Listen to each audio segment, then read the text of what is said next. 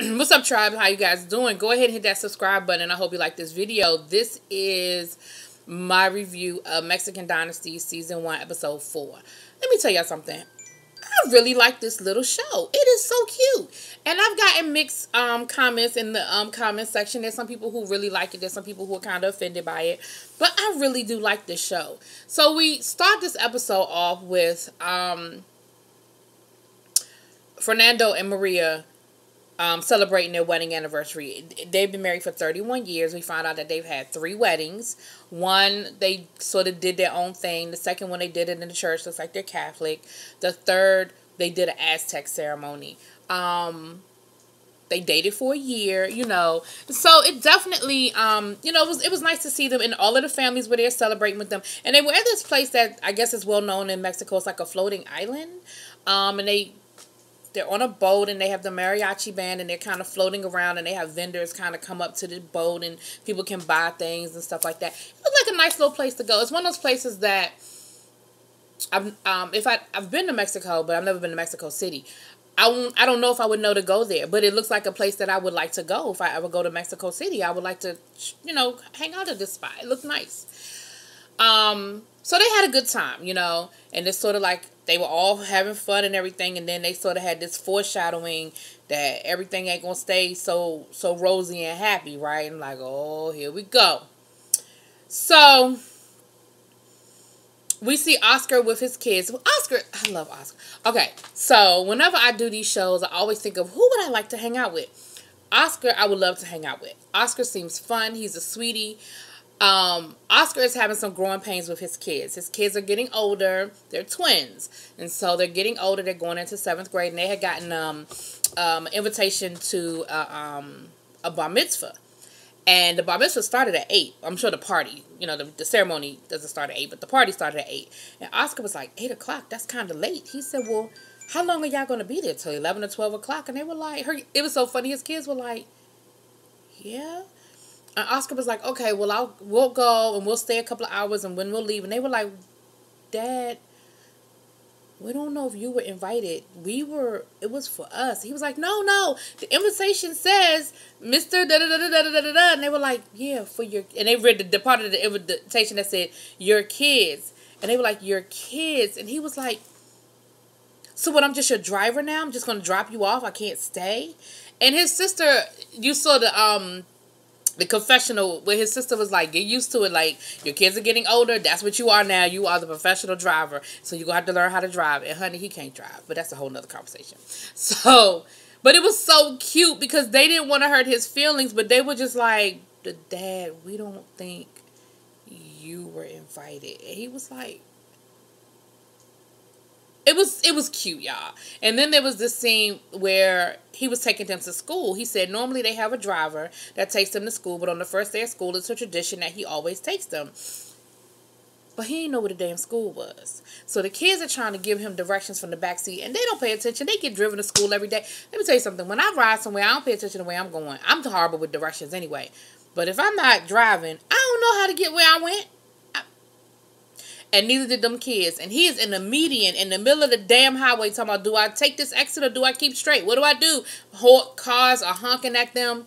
And so we find out that earlier that morning over breakfast, the kids didn't want him to go to school with them. Like, just drop us off and keep it moving. And again, his feelings were hurt because he was just kind of like, but, so I can't come in with you. I can't say goodbye.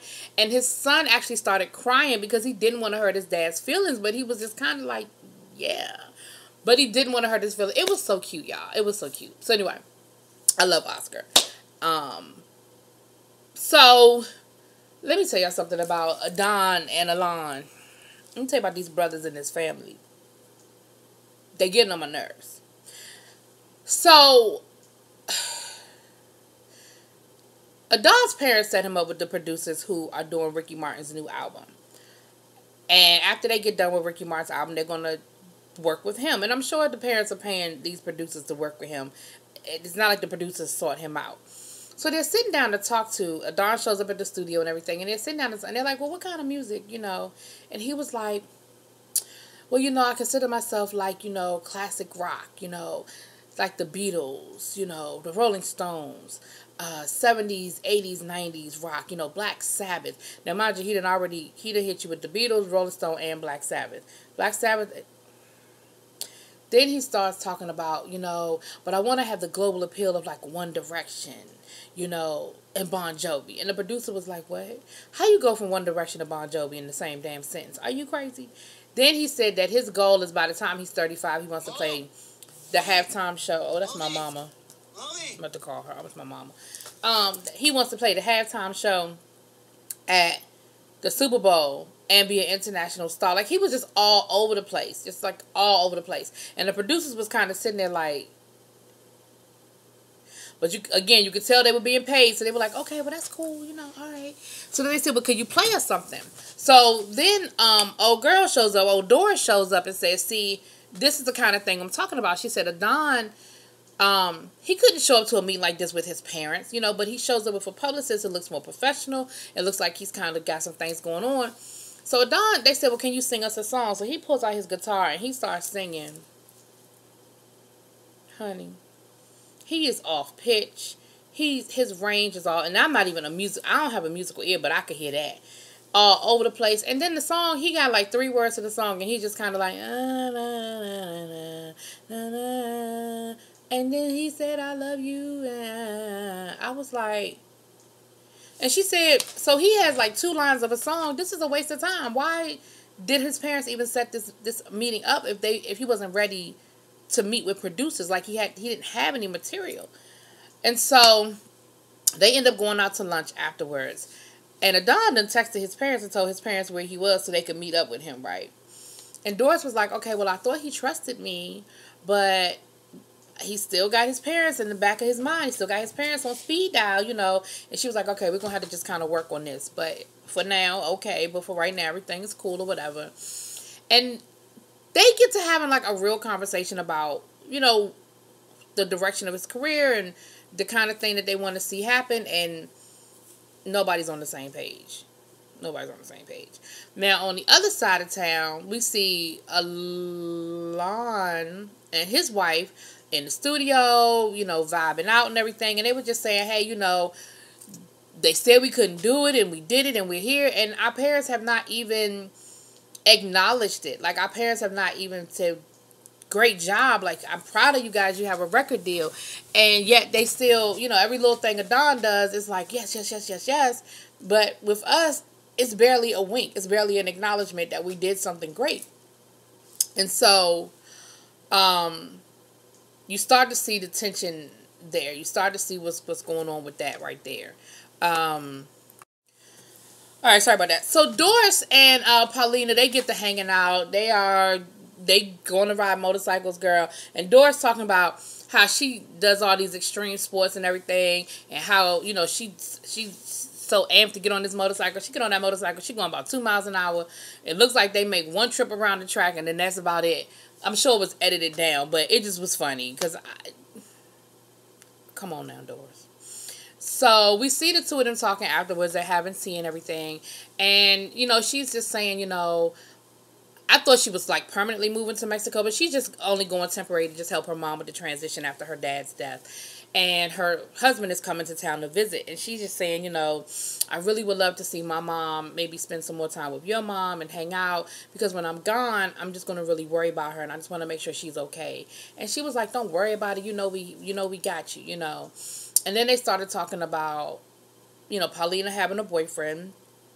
And Doris so shady. Because, you know, Doris was the one that made the comment about their relationship being, her and her brother relationship being incestuous. So she going to say, well, I mean, how does your boyfriend feel about, you know, you and Oscar? Because, you know, you guys are really close. And I was like, because that ain't what you were saying before. Before you were saying they was incestuous. But anyway, but she's like, well, no. She said, I've had boyfriends in the past that have been jealous, but he's cool. She said, but I really worry about Oscar. She said, you know, I love him. He's a great guy. And I just, you know, his kids are getting older. I'm, you know, getting more serious with my boyfriend. And I just don't want to see him end up alone. Like, I really worry about him. And so they were sort of talking about that a little bit. All right. Back to the singing family. Okay. So since Mama and Daddy didn't want to do nothing to celebrate them signing the record deal, Adon and his wife decided to throw their own little, I guess, celebration. And they decided to have it at the bar that's downstairs of the apartment building that they live in. You know, they live in one of these high rises, so it's a bar downstairs. So when they first get there, you know, the family is there and everything. And the first thing Fernando says is, well, where are your producers? Are your producers coming? And the wife was just like, well, Adon's wife was just like, why are you worried about our producers coming? Like, this is a celebration for us. Like, we're here. Why are you worried about the producers? And at first I was thinking the same thing, but then I soon found out why they were worried about the producers being there. So, the producers do show up. And no sooner do the producers show up, all of a sudden now, Fernando done got the mic and he up there singing his greatest hits. And then at a certain point, they introduced the producers, everything, and Maria's working the room, girl, talking about this is, well, it's our neighborhood bar. We're here all the time, they always let him sing, because this is just where we hang out. This is our little spot. So they introduced the producers to Adon. Next thing you know, they like, well, the producers are getting ready to leave. Adon, get on stage. Marie trying to hook Adon up with their producers. I said, now, it's bad enough that y'all already treat y'all other son like a stepchild, like what he's doing isn't important. Then you gonna try to hook up Adon with their producers? I was like, oh, that's some dirty pool. That is dirty, dirty, dirty. And he goes up on stage, of course, and he's just singing and everything. Honey, the wife could not do it. She had to get out of there. She said, I just need a drink. And they are throwing it back. And she was pissed off. And the son understood her husband, I should say, understood where she was coming from. But he was like, just let it go. Like, it's not that serious. Don't get worked up. Just let it go. But the wife got their number. She know what they doing. She not stupid. She got their number. Doris's husband comes to town. They've known each other since she was 18, and her mama has always been obsessed about this girl's weight. She said that when she first told her mother she met the guy that she wants to marry, her mother told her, well, you need to go to a fat camp. You need to lose some weight to get this man. And sent her to a fat camp, the same camp that Oprah went to when Oprah lost all that daggone weight when she was just on a liquid diet. Honey. And then the mother gonna say, well, I don't regret a thing. I said, see, that's a problem. Like, it's surprising that this woman didn't have some sort of eating disorder, which she may have. She just ain't speaking on it. But I'm just like, that has got to be crazy. Anyway. All right, so we see the musical family. They're having their day at the park, honey. They're out at the park having a good time, and Adon and his wife end up getting into it. And I get where she's coming from. She was coming off a little catty and a little petty, but I understood her frustration because she was like, we've been here for a couple of weeks now, and our sole purpose for coming was because we signed a record deal. And nobody acknowledges it. Nobody acts like it's a big deal. But every time Adon brushes his teeth, it's a celebration. And she was like, I'm just tired of it. I'm just tired of y'all acting like what we're doing isn't important. And so they sort of kind of go back and forth. And she was like, see, you thought that me and Alon couldn't do it. You thought that we would never have a career. You thought that we would never be successful. But look at us. We got signed to a record deal before you did. And you used to call me Yoko. And he was like, well, I'm really happy for you. In his confessional, he was like, you're still Yoko. You're going to always be Yoko. What is scene? Okay, I'm gonna finish doing this, and then I'm gonna come back to my opinion on it. So they get to sort of arguing about it, and so the mother, because they were like, well, we're going into the studio to work with the producers, and the mom was like, Maria was like, well, Adon is going into the studio next week, and they were like, why is every time we say something you have to one up us with the next thing? Like, why can't it just be, that's great, I'm glad to hear that, good luck with the studio? Why does it have to be, well, Adon is doing this, Adon is doing that? They were like, it's like what we're doing isn't important. So the mother walks away. She gets frustrated. She sort of walks away. And then Fernando comes over. And he's listening with this little patronizing smile while the wife is sort of going off and explaining how she feels and explaining why she's upset. She said, she feels like everything is a competition, that every time they do something, it's like a competition with Adon, and why is everything about Adon? Why can't y'all just acknowledge what it is that we're doing? And he's listening and everything, and then finally he says, well, you should be competing with Adon. You should feel like you're in competition with Adon. You should congratulate Adon for what he's doing. And they were like, what? And I was confused too. I was like, so all of it just went right over their head. It's like they really truly don't see. Well, at first I thought they really truly didn't see it. I'm going to get to that in a minute. But it was like they really truly don't see what it is that they're doing with one son over the other, and acting like one son is walks on gold and the other son walks on dirt. Like it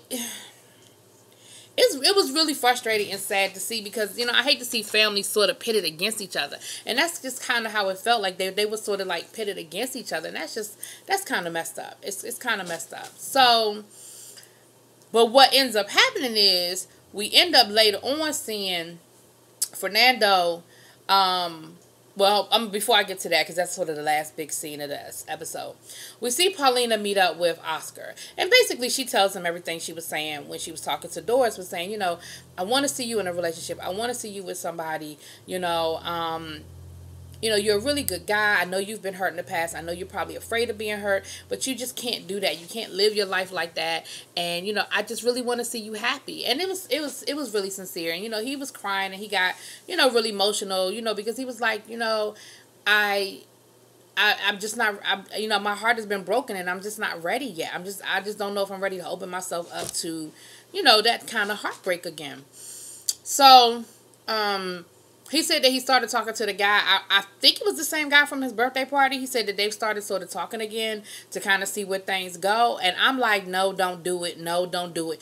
This man asked you straight up about some cocaine, and he was too comfortable asking you. So either A, you knew, and I ain't going to get into how you knew, but you knew he was, either A, he was into drugs, like you knew he was into drugs because you knew, or B, he's so into the drug culture that he doesn't think it's inappropriate to just ask some old random person, you got some coke? You know what I mean? Like, I like Jack Daniels. If somebody invites me over for a drink, I'm going to be like, you got some Jack Daniels? But Jack Daniels ain't illegal. Jack Daniels ain't going to put me in jail. You know what I'm saying? Because that's what I prefer to drink. And I don't see anything wrong with asking somebody before I get to their house, do you have some Jack Daniels? Because if you don't, I'm going to stop him at the liquor store on the way and pick some up. So for him to just come right out and be like, you got some coke? So I hope that's not the same guy he's talking about, that he's had that they kind of started talking again, because I don't like that, Oscar. I don't like him for you. No, Oscar, let that go. Whoop, put him over to the side. So last but not least, let me say, we see this conversation with Fernando and his wife, okay? And I was a little confused at first, because Fernando is pissed. Like, he is going off, honey. He is just not happy about how that whole conversation went down with the wife and with Alon, and that he's like, I don't understand why they're upset and why they feel the way they feel, and I'm going to get to the bottom of this. This is just not okay. I am tired of this. And the wife was like, well, maybe we need to go to therapy. Maybe we need to do this. Maybe we need to do that. Honey, Fernando was mad. He said, I am 65 years old. I should not have to deal with this, to messing with my peace. I'm just messing with my peace. And I was just like, why are you so upset? But then they said it. They said, Don and Alon used to be really close. They were like best friends. They never fought. And then it changed. And what that change was code for, he got married. He met Yoko. And what it seems to me is they're not going to be happy, or they're not going to acknowledge anything that Alon is able to do without them. One, because they didn't help orchestrate it, and two, because he's not doing it with his brother. Anything he does with this wife that they are perceiving as the person who broke up the band, they're not going to acknowledge none of that, because they don't want to see them succeed, because they don't want to see them be able to do it without them, because they feel like he's the reason why Don isn't where Don should be. That's what it boils down to. They blame her for the fact that their plans for their children didn't work out the way they wanted it to. They had this band. They thought they were going to be the next best Fernando, whatever. And she came along. He fell in love. And like the mother even said, she said, and he left me. He left me for her. he's not supposed to leave me for her. I'm still here. I'm still alive. I'm supposed to be the number one. And I have friends who have dealt, who have this going on in their life, where the mother acts like she is the wife. And she can't accept the fact that her son is her son and not her husband. And I've dated a guy like that, honey. I've dated a guy like that, and I've seen friends go through this. And that's what this, because at first I was like, they really don't see what they're doing. But I don't know if they see what they're doing, but I see why they're doing it. And at the end of the day, they blame this woman. They blame her for coming in between their family. And, Maria plays nice, and they have this little love-hate, patronizing relationship. But at the end of the day, that's what this boils down to. That's my 2 cents on it. Y'all let me know what y'all think. Drop it in them comments. Peace.